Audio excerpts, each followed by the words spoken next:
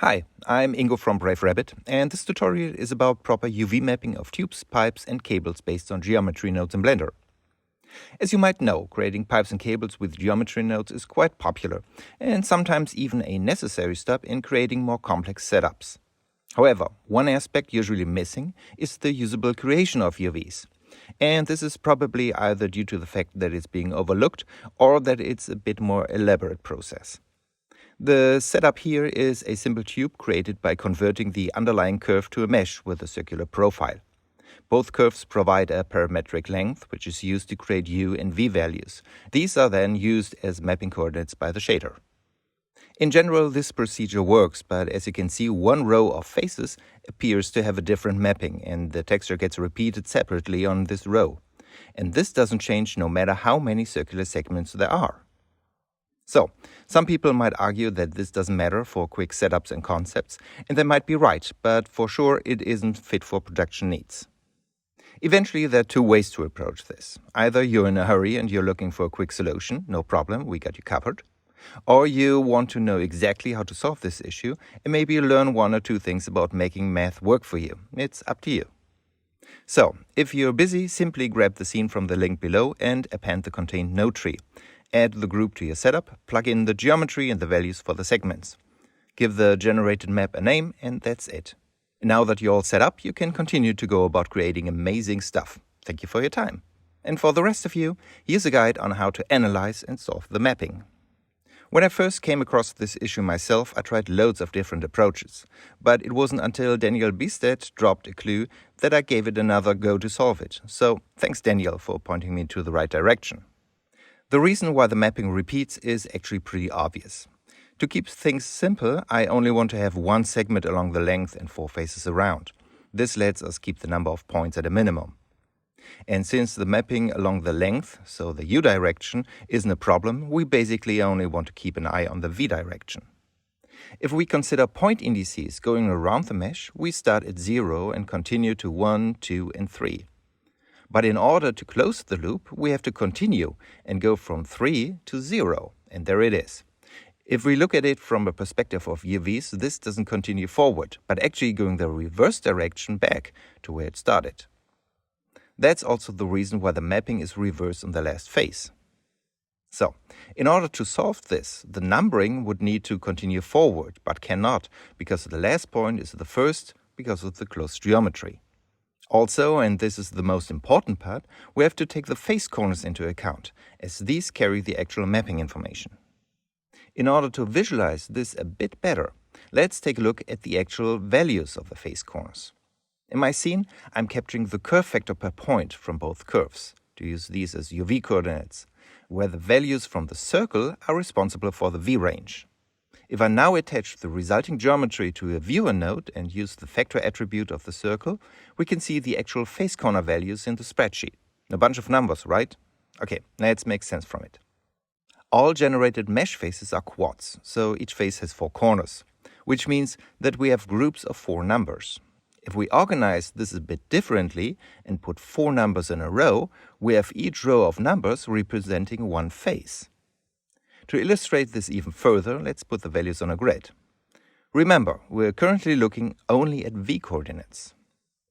Faces usually draw in a counterclockwise direction, so we start with a value of 0, then go up to 0.25, then over to a U value of 0, but staying at V 0.25, then going down to 0. That's our first face. The second starts at 0.25, goes up to 0.5, over but staying at 0.5, and then down to 0.25. Then the third from 0.5 to 0.75, then again 75, and finishing at 0.5.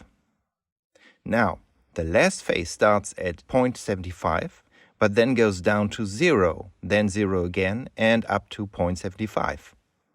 But in order to have a correct mapping, the second and third value should be 1 and not 0. And that's the reason why the mapping repeats, for always the last row of faces, no matter how many segments there are. To solve this, we need to create our own set of values and use these as mapping coordinates we can pass along. Of course, some math is required, which isn't really my strong suit. And I'm sure there's many solutions of how to approach this. I've tried and seen several ways, but the one I'm about to show has the least amount of nodes so far. And this is something I'm usually very picky about, because with every node it's about performance and keeping things running as fast as possible. So, where to start? Let's begin with rebuilding the U values, because if we create custom V values, we need U as well, and these will even have a better distribution than basing it off the curve. To figure out what to do, let's take a look at what we need by going back to the layout we did before. Remember that we drew all points in a specific order? Let's do that again, but take a closer look at the U values. The first point started in the lower right corner, so U1 with a V value of 0.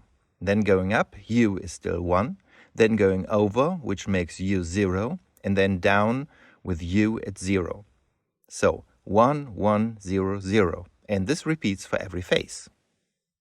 Okay, to start, we need numbers to work with, and point indices are often a good choice.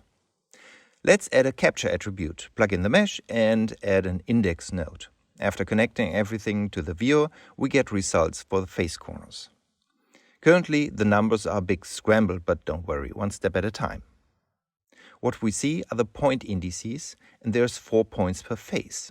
The first face is built from points 0, 1, 5, and 4, the second from 1, 2, 6, and 5, and so on.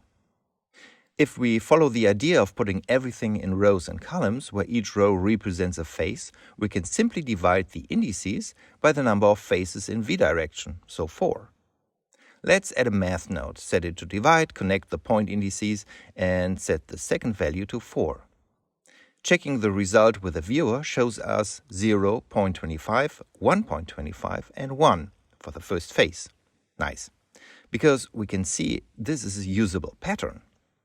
And if we check with what we're looking for, which is 1100, we can see that we're actually pretty close. By adding another math node set to floor and plugging in the value, we get 0011, the inverse of what's needed.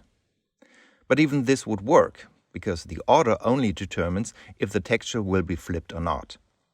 The only thing to add would be another division in case there's more faces in the U direction. And that's about it for the U direction of the mapping. To finish this off, we can already create a combine XYZ node and plug our result into the X input, which will serve for the U. Now the values for the V direction. This is a bit more tricky and actually two-folded, where we combine 2 steps for the final result. First, we need indices for all the face corners so that we can build row and column values from these. For this, I insert a new capture attribute and set the domain to face corner.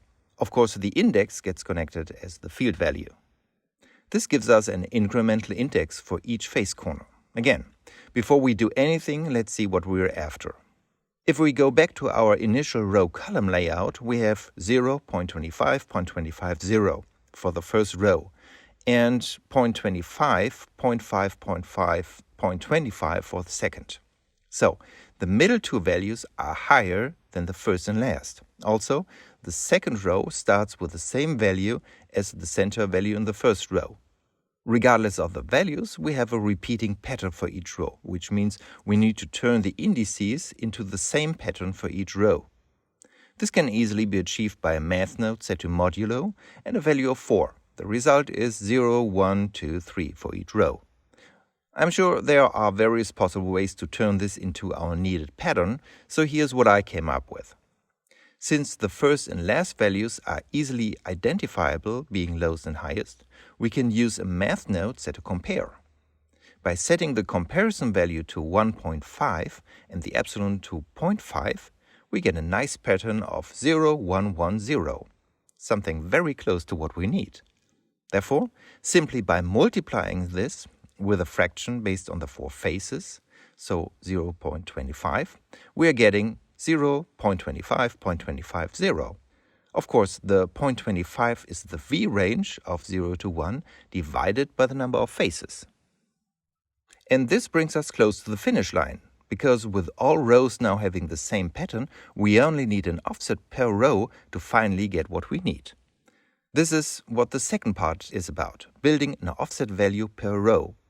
The first row we don't need to offset because it starts at 0, and then we need to offset per face. So again, we use our four corner indices, but this time we divide by the number of faces in v direction. To clean up the result, we run this through a math floor node to get single values per row.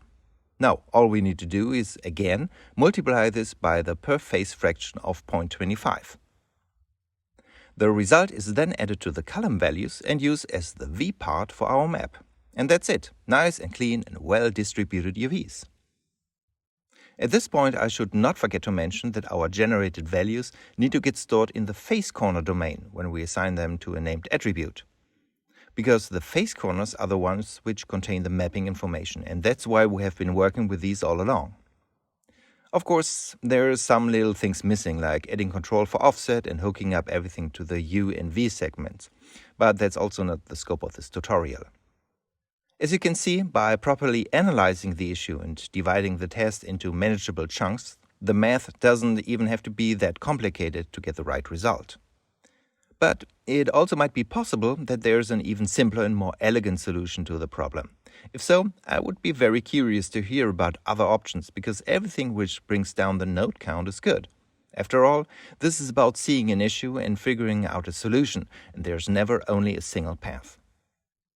Thanks for staying with me over the course of this lengthy explanation. I hope that it was helpful, and make sure you grab the ready-to-use node group available via the link below, as it contains the complete setup along with additional attributes. Cheers!